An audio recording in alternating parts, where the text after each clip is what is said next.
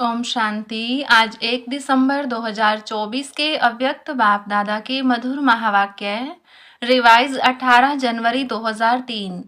मुरली का सार, ब्राह्मण जन्म की स्मृतियों द्वारा समर्थ बन सर्व को समर्थ बनाओ। बाबा ने कहा, आज चारों ओर के सर्व स्नेही बच्चों के स्नेह के मीठे मीठे याद के भिन्न भिन्न बोल, स्नेह के मोती की मालाएं बाप दादा के पास अमृत वेले से भी पहले पहुंच गई। बच्चों का स्नेह बाप दादा को भी स्नेह के सागर में समा लेता है। बाप दादा ने देखा, हर एक बच्चे में स्नेह की शक्ति अटूट है। यह स्नेह की शक्ति हर बच्चे को सहज योगी बना रही है। स्नेह के आधार पर सर्व आकर्षणों से उपराम हो आगे से आगे बढ़ रहे हैं। ऐसा एक बच्चा भी नहीं देखा जिसको बाप दादा द्वारा या विशेष आत्माओं द्वारा न्यारे और प्यारे स्नेह का अनुभव न हो। हर एक ब्राह्मण आत्मा का ब्राह्मण जीवन का आदि काल स्नेह की शक्ति द्वारा ही हुआ है। ब्राह्मण जन्म की यह स्नेह की शक्ति वरदान बन आगे बढ़ा रही है। तो आज का दिन विशेष बाप और बच्चों के स्नेह का दिन है।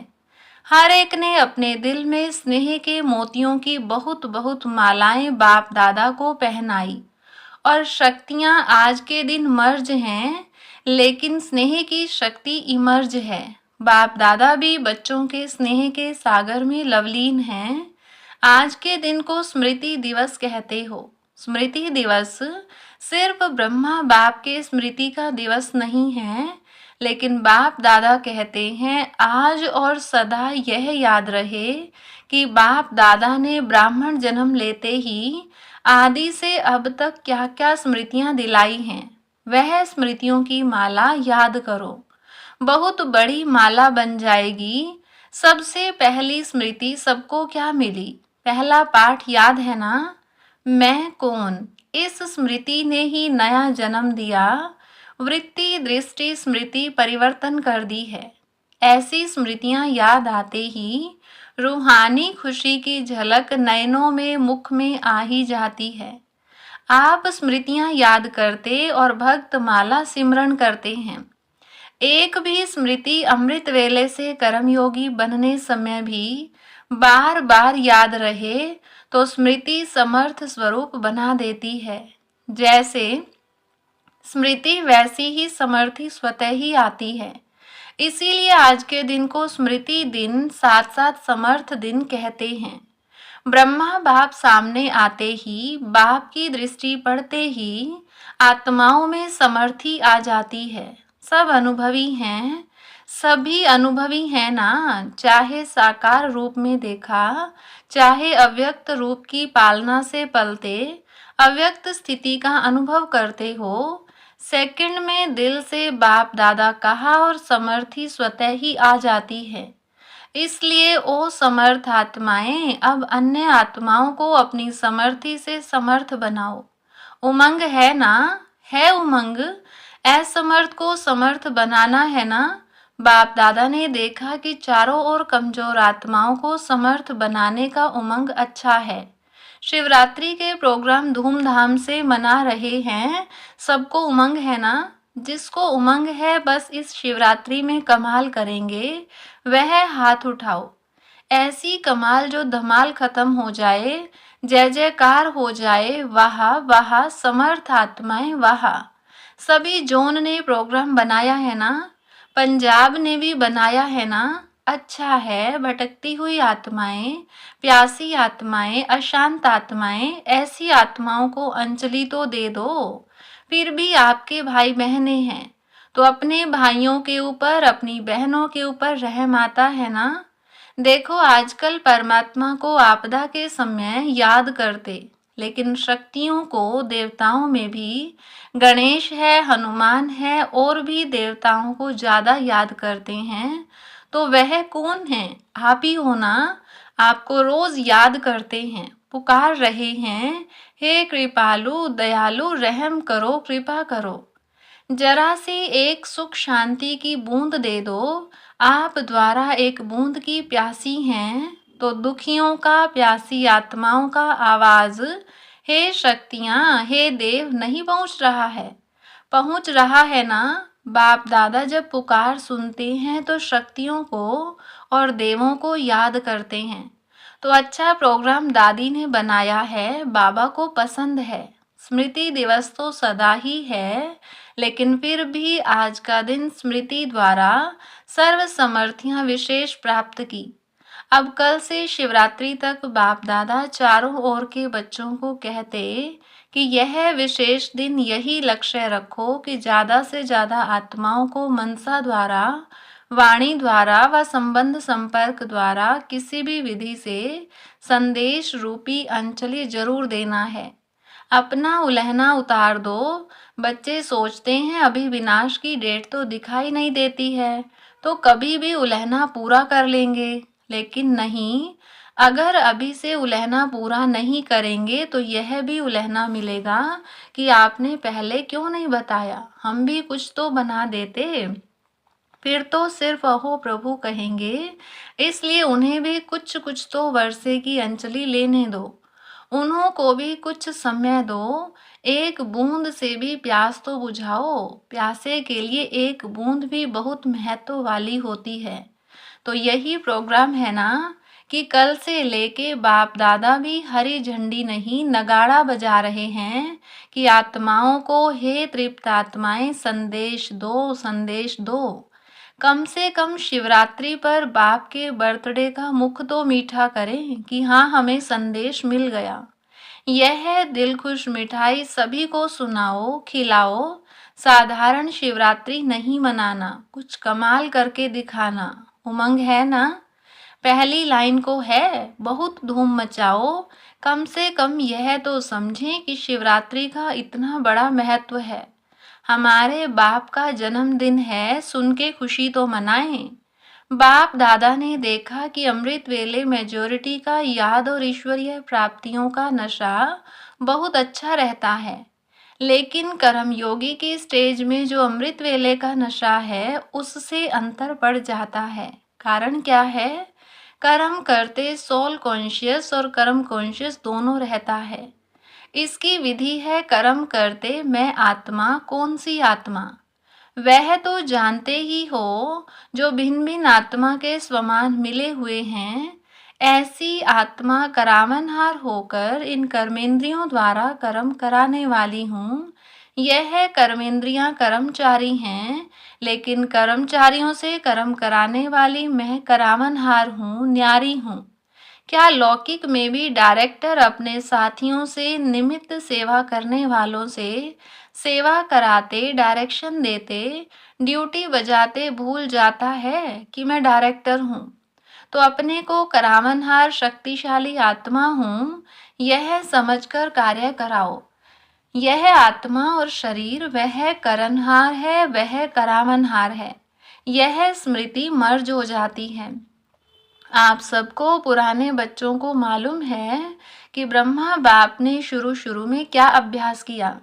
एक डायरी देखी थी ना, सारी डायरी में एक ही शब्द, मैं भी आत्मा, जसोदा भी आत्मा, यह बच्चे भी आत्मा हैं। आत्मा है, आत्मा है, यह फाउंडेशन सदा का अभ्यास किया। तो यह पहला पाठ मैं कौन, इसका बार बार अभ्यास चाहिए, चेकिंग चाहिए। ऐसे नहीं मैं तो हूँ ही आत्मा। अनुभव करें कि मैं आत्मा करावनहार बन कर्म करा रही हूँ। करनहार अलग है, करावनहार अलग है। ब्रह्मा बाप का दूसरा अनुभव भी सुना है कि यह कर्मेंद्रियां कर्मचारी हैं। तो रोज रात की कचहरी सुनी है ना, तो मालिक बन इन कर्मेंद्रियों रूपी कर्मचारियों से हालचाल पूछा है ना। तो जैसे ब्रह्मा बाप ने यह अभ्यास फाउंडेशन बहुत पक्का किया, इसलिए जो बच्चे लास्ट में भी साथ रहे उन्होंने क्या अनुभव किया कि बाप कार्य करते भी, शरीर में होते हुए भी अशरीरी स्थिति में चलते फिरते अनुभव होता रहा। चाहे कर्म का हिसाब भी चुकतू करना पड़ा, लेकिन साक्षी हो, न स्वयं कर्म के हिसाब के वश रहे, न औरों को कर्म के हिसाब किताब चुकतू होने का अनुभव कराया। आपको मालूम पड़ा कि ब्रह्मा बाप अव्यक्त हो रहा है? नहीं मालूम पड़ा ना? तो इतना न्यारा साक्षी अशरीरी अर्थात कर्मातीत स्टेज बहुत काल से अभ्यास की, अब अंत में भी वही स्वरूप अनुभव हुआ। यह बहुत काल का अभ्यास काम में आता है। ऐसे नहीं सोचो कि अंत में देह भान छोड़ देंगे, नहीं। बहुत काल का अशरीरीपन का देह से न्यारा करामनहार स्थिति का अनुभव चाहिए। अंत काल चाहे जवान है, चाहे बूढ़ा है, चाहे तंदुरुस्त है, चाहे बीमार है, किसका भी कभी भी आ सकता है। इसलिए बहुत काल साक्षीपन के अभ्यास पर अटेंशन दो। चाहे कितनी भी प्राकृतिक आपदाएं आएंगी, लेकिन यह अशरीरीपन की स्टेज आपको सहज, न्यारा और बाप का प्यारा बना देगी। इसलिए बहुत काल शब्द को बाप दादा अंडरलाइन करा रहे हैं। क्या भी हो, सारे दिन में साक्षीपन की स्टेज का, करामनहार की स्टेज का, अशरीरीपन की स्टेज का अनुभव बार बार करो। तब अंत मते फरिश्ता सो देवता निश्चित है। बाप समान बनना है तो बाप निराकार और फरिश्ता है। ब्रह्मा बाप समान बनना अर्थात फरिश्ता स्टेज में रहना। जैसे फरिश्ता रूप साकार रूप में देखा, बात सुनते, बात करते, कारोबार करते अनुभव किया कि जैसे बाप शरीर में होते न्यारे हैं। कार्य को छोड़कर अशरीरी बनना यह तो थोड़ा समय हो सकता है, लेकिन कार्य करते समय निकाल अशरीरी पावरफुल स्टेज का अनुभव करते रहो। आप सब फरिश्ते हो। बाप द्वारा इस ब्राह्मण जीवन का आधार ले संदेश देने के लिए साकार में कार्य कर रहे हो। फरिश्ता अर्थात देह में रहते, देह से न्यारा, और यह एग्जाम्पल ब्रह्मा बाप को देखा है, असंभव नहीं है, देखा, अनुभव किया। जो भी निमित्त हैं, चाहे अभी विस्तार ज्यादा है, लेकिन जितनी ब्रह्मा बाप की नई नॉलेज, नई जीवन, नई दुनिया बनाने की जिम्मेवारी थी, उतनी अभी किसकी भी नहीं है। तो सबका लक्ष्य है ब्रह्मा बाप समान बनना अर्थात फरिश्ता बनना। शिव बाप समान बनना अर्थात निराकार स्थिति में स्थित होना मुश्किल है क्या? बाप और दादा से प्यार है ना, तो जिससे प्यार है उस जैसा बनना। जब संकल्प भी है बाप समान बनना ही है, तो कोई मुश्किल नहीं। सिर्फ बार बार अटेंशन। साधारण जीवन नहीं, साधारण जीवन जीने वाले बहुत हैं, बड़े बड़े कार्य करने वाले बहुत हैं, लेकिन आप जैसा कार्य आप ब्राह्मण आत्माओं के सिवाय और कोई नहीं कर सकता। तो आज स्मृति दिवस पर बाप दादा समानता में समीप लाओ, समीप आओ, समीप आओ का वरदान दे रहे हैं। सभी हद के किनारे, चाहे संकल्प, चाहे बोल, चाहे कर्म, संबंध, संपर्क, कोई भी हद का किनारा, अपने मन की नैया को इन हद के किनारों से मुक्त कर दो।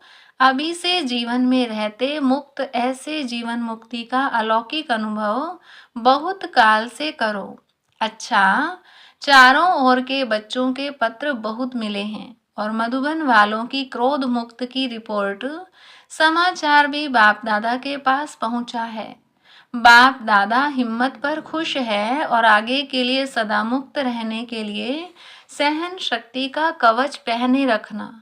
तो कितना भी कोई प्रयत्न करेगा, लेकिन आप सदा सेफ रहेंगे। ऐसे सर्व दृढ़ संकल्पधारी, सदा स्मृति स्वरूप आत्माओं को, सदा सर्व समर्थियों को, समय पर कार्य में लाने वाले विशेष आत्माओं को, सदा सर्वात्माओं के रहमदिल आत्माओं को, सदा बाप समान बनने के संकल्प को साकार रूप में लाने वाले ऐसे बहुत बहुत बहुत प्यारे और न्यारे बच्चों को बाप दादा का याद, प्यार और नमस्ते। रूहानी बच्चों की रूहानी बाप दादा को नमस्ते।